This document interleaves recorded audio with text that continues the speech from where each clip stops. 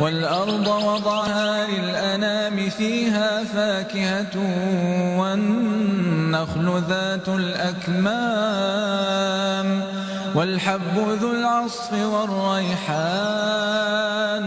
فبأي آلاء ربكما تكذبان خلق الإنسان من صلصال كالفخار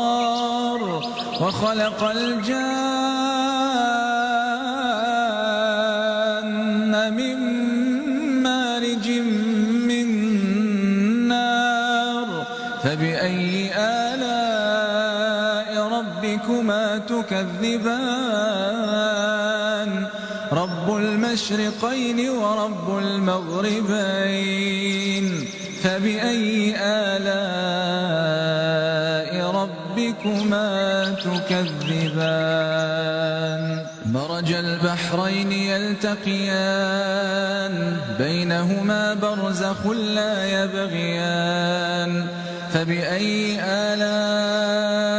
ربكما تكذبان يخرج منهما اللؤلؤ والمرجان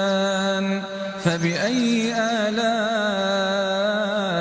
ربكما تكذبان وله الجوار المنشآت في البحر كالأعلام فبأي آلاء ربكما تكذبان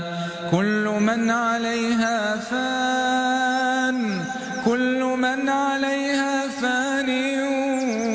ويبقى وجه ربك ذو الجلال والإكرام فبأي آلاء ربكما تكذبان يسأله من في السماوات